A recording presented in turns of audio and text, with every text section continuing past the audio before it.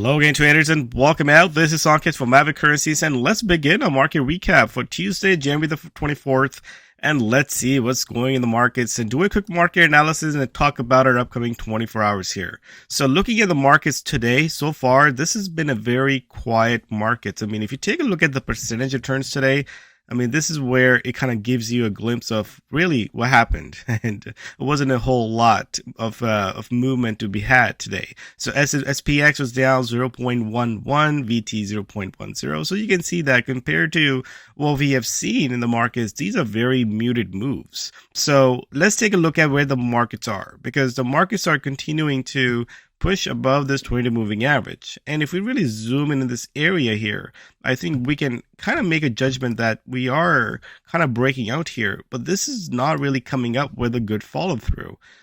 For a lot of these things, a lot of the setups that we're looking at, we need that conviction and that follow through. And so far, you can see that today's price action was a little bit more in this range here from the previous candles. So we're still, I would say, still be cautious on this. You know, our outlook was that we still probably go a little bit up here before we make a turn lower. But we're not really finding that big push higher, and we're not really finding a push lower either. So this is a good point to stay bit of on the sidelines. If you're bullish, that's good. Just wait for the momentum to pick up. And again, if we're taking a look at outside of the US, the world stock market index, I mean, they're still looking a lot better. You can see that we are trying to break out to the upside. So as we take a look at this price action, it looks like market wants to go higher, but at the same time, there's a lot of constraints on it. So be careful. Now, looking at this Bitcoin or the crypto markets, you can see that we are kind of consolidating here a little bit. So not really finding that big move that, you know, what we saw last week. We're not really getting that big move so far this week. So again, markets doesn't go in a straight arrow one way or the other. We get these weeks in between where, you know, there's a consolidation, there's a range bound price action. So make sure you're understanding that and making adjustments to your plan accordingly. And these are good times, I would say, is to be on the sideline, because, you know, you're not really getting a good opportunity one way or the other. So time to kind of, preserve your capital and wait for the next opportunity to come.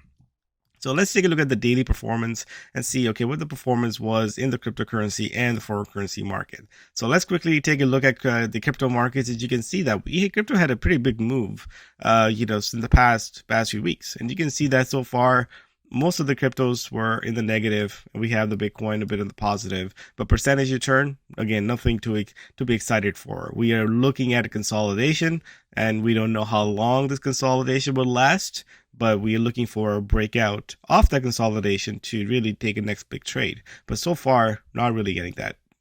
Now, taking a look at the currency market, again, it's a very similar story. You can see that the biggest gainer today was 0.37%. Biggest loser was 0.43%. So anything below 0.5%, I would say it's a very low, small moving day. When we get a 2% movement here and there, I mean, that's really where the opportunity is. So, I mean, the yen, 0.10%, Swiss franc 0.21%. So these are not the numbers that I'll be really jumping out for. And these are the times that I always recommend stay in cash, because, you know, we need that big percentage change to really give us a big move to be had. But right now, I'm not really getting a good risk to reward ratio here. Now, taking a look at the market outlook, again, nothing has changed. As we discussed in the currency room, we have the breakout, but so far, I'm not really getting the breakout, that the follow through that, you know, what you want to see if you're in that situation. So until then, very cautiously bullish. Not changing the outlook, again, +1, +1.5. Not really overly bullish, but not really bearish here either. Now, looking at the calendar, I mean, so far, you can see today, the biggest mover was really the pound. And the reason why is that we had the PMI figures were not that exciting. So the numbers really took a little bit hit. Out of the US, the services PMI numbers were a little bit better than expected, but again, did not provide any big move one way or the other. So now we are heading into overnight and tomorrow, where we are going to get a bulk of the news. We have the Kiwi CPI just shortly in a few minutes, and we have the Aussie CPI tonight. So we'll be taking a look at this and see if the inflation numbers are also falling in New Zealand and Australia as well. You can see that they're expecting a big drop here. So outside of that, tomorrow we have the Bank of Canada rate statement. This is the one I'll be really watching here.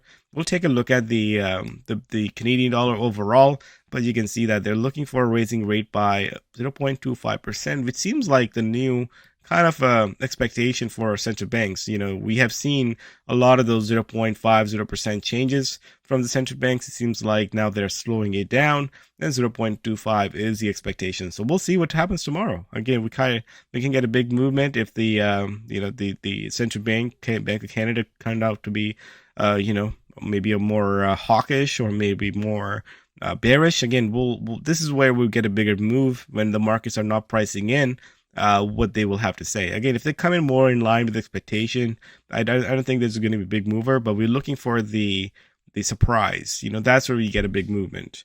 They also have the Bank of Canada press conference at 11, so keep an eye on the Canadian dollar tomorrow. But outside of that, again, very light calendar. I mean, if you really move on to the next week, that's where you get the most of the movements at the beginning of the month. But as we are winding down this month, I think this is where we're getting less and less of these important news events that could really move the markets one way or the other.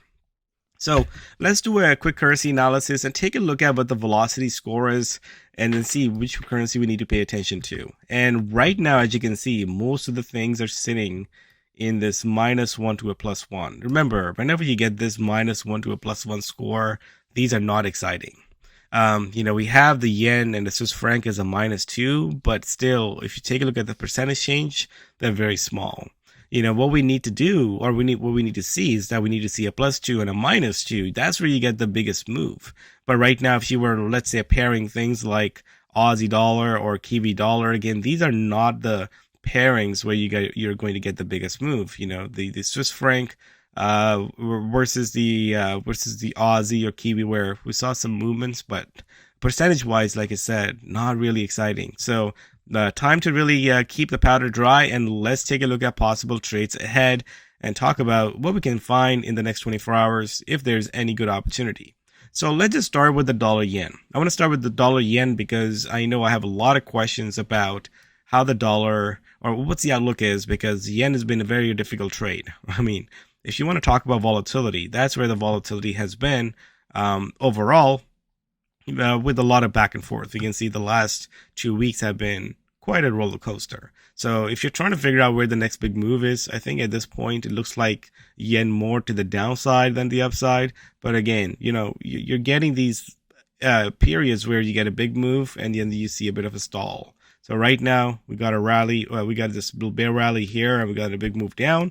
I mean, it seems like we got a little bear rally here. So if you break a little lower on the side, I think I'll rather take a look at the yen, the short side. But I know some traders are very hesitant to take a yen short because it's kind of flip-flopping back and forth. If you take a look at the daily chart, you can see that this is just trading in a wide range. So if you are not sure for the yen outlook, I think this is the best time to just kind of avoid the yen unless you have a better conviction. I think if we break a certain areas, that's where I'll be more interested. But if this is rangeable price action, then I would rather need to see a bit of a rebound in the yen. So something to keep an eye on. The dollar, again, if you take a look at the dollar baskets, you can see that it's just very slow moving lower. Again, the moving below the 20 to 50 moving average, everything is kind of pointing out to the downside. There's no doubt about it. But at the same time, you can see the volatility, ATR, I mean, it's dropping as well. So the move is really slowing down. So we need a catalyst to really break us out of it. So I think I'm putting the dollar on a bit of a sideline here until we can get a bit more conviction. Swiss franc is the one that I'm definitely liking here. You can see on a daily chart, we did rally to kind of back into this previous range. And I think if it breaks below that, maybe we can see the Swiss franc underperforming. Remember, Swiss franc was one of the currencies that did really well in 2022, along with the US dollar. So if the dollar is kind of taking a bit of a sideline, I think the Swiss franc is more at a risk of a breakdown. If you take a look at dollar Swiss franc, you can see how dollar Swiss franc is kind of stabilizing here a little bit. It's kind of touching this 20-day moving average, but I mean, after making this move here, last 2-3 days has been positive, which means that you should be taking a look at Swiss franc crosses, if this try to break above, I would say keep a close eye on this dollar Swiss franc. You can see that how dollar Swiss franc has been very much negative from the highs here to the lows. I mean, that's a 10% drop in the dollar Swiss franc cross. That's a big move. So if there's a sort of a short-term improvement in that sentiment, I think I'll take a look at Swiss franc crosses as well. But outside of that, I know a lot of traders were looking at the Aussie and the Kiwi. I mean, they're slowly moving higher. Like I said, if you take a look at the volatility, they're dropping. Aussie, same thing, moving higher, but volatility not there. But overall, as you can see that the direction is to the upside, but the question really is the time frame that you need to choose and how aggressive the price action is to be. So far, this is a very low volatile price action, which means you should be trading on higher time frame instead of lower time frame. It's very important to not get chopped around in low volatility environment. You can see on a 15-minute chart, Aussie basket is just making a very long high base pattern. But as we go in the higher time frames, you can see that there's just not a whole lot of area that we are breaking for the long. So we might want to stay on the sideline until and unless we start to break the certain areas where we want to be getting long. If you're getting a broader breakout, definitely want to be long there. But right now, it's a very slower paced price action. Same thing with the Kiwi. It's moving. But again, if you look at the 4-hour chart, which I will look, and right now, as you can see, this is just, this is not the kind of price action I would like to see, especially if I'm a long. But at the same time, we'll see if the news catalyst can provide, a movement one way or the other. Outside of these, let's talk about Canadian dollar. This is the focus for tomorrow. You can see that Canadian dollar, it remains weak. But so far, I mean, this past few days, this thing has really not gone anywhere. So if you're talking about your outlook for the CAD, I mean, CAD took a big tumble in the last 2 or 3 months here, November, December, and January. I mean, right now you can see that this is a monthly chart. You can see that this doesn't happen often, but then it took a big tumble here. And right now it's kind of coming into this range here, just not going anywhere. I personally don't really love the short here because of this, at the bottom here, there's a lot of areas where it can really find a short-term bounce. But I'm not really seeing a long a reversal sign either. So I mean, at this point, I would say this is a bear rally. But we're not really getting any significant movement off of this. So not really want to get overly excited for CAD either way. You can see the last few days, I mean, going into this Bank of Canada rate statement, the Canadian dollar is off the lows. But at the same time, it's not really moving or breaking out one way or the other. So we'll have to kind of keep an eye on that as well. So looking at tomorrow's tomorrow's Bank of Canada rate statement, I think overall the idea would be to take a look at the Canadian dollar and see which way does it really break out one way or the other, and I think we'll take a trade accordingly. But so far, what you want to pair it with, I think that's the big kind of a debacle here. What would you want to pair your currency with? You can find an Aussie long, but let's say Aussie USD, you're getting good setups. I'm not just getting a great velocity that we really need that for this to really move higher. So if you look at a 4-hour chart, those are the time frames that I'm paying attention to. As you can see that the 4-hour chart, it looks like they do want to go higher. It's just a matter of when. And same thing with the Kiwi dollar. They do want to go higher. The question is when. So I think overall, if you want to be patient with this and kind of look for a little bit longer play, I think the price actually looks like it wants to kind of continue moving higher. So that's the game plan here. Like I always say, in a quiet trading environment, you gotta stay in cash, trade less, and wait for the next big movement. So markets are mildly bullish, volatility remains low. So keep in mind when you're selecting your time frames. When the activity picks up, you get more opportunities, you get more